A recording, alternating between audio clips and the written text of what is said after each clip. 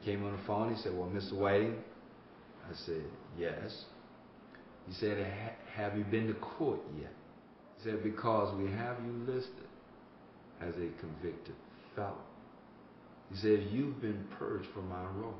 This man had never been arrested, the minister in the community, but yet they had identified him as a felon. Clayton Roberts, the director of the Division of Elections under Katherine Harris, was asked why this list was so inaccurate and who was responsible. They do what we contract them to do. We have a statute that says we have to have a private company to do this. We put it out for bid. They got the bid.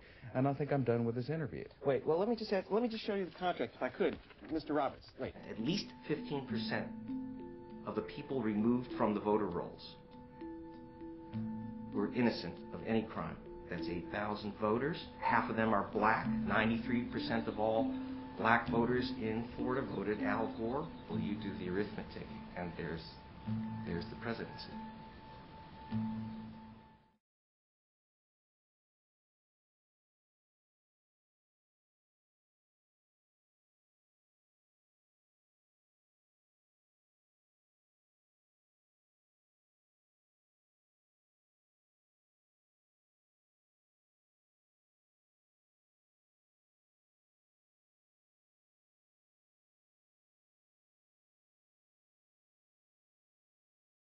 I don't think anybody who went to bed last night could imagine waking up this morning and not knowing who the President of the United States... The morning after the election, a startling picture emerged. Al Gore is the winner of the national popular vote, but the state of Florida, whomever wins there, wins the White House.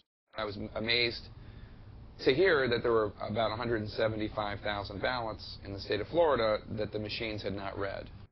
Manual recounts of punch cards have been done literally thousands and thousands of times throughout the history of our country, and they always come out more accurate than the machine count election night. But the Republicans began to advance the idea that there was something wrong with manual recounts.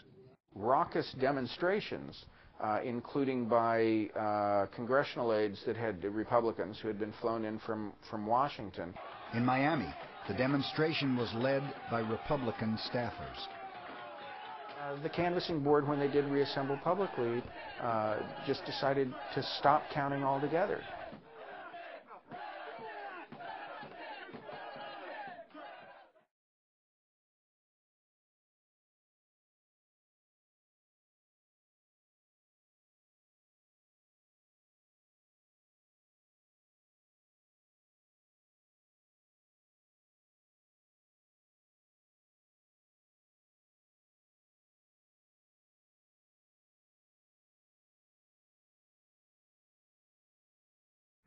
They based their ruling on the allegation that in Florida, because there was a lack of a uniform standard of counting votes, this violated the Equal Protection Clause of the 14th Amendment to the United States Constitution. You couldn't take them seriously in that. If one applied the standard that the court wanted to use, it would probably invalidate all the elections in the country. The notion that all voters should have their vote counted equally would, for instance, mean that if different voting machines operate differently, then a state couldn't have different voting machines in different precincts. All states do that. The Florida courts had for 75 years had a governing principle that the intent of the voter prevails over technicalities. Really saying that the votes, the 9,000... And that's been Florida law 75 years. The Supreme Court simply ignored it. They didn't quote that provision of Florida law. They made believe it didn't exist. Politics is inextricably bound up with the interpretation of the law.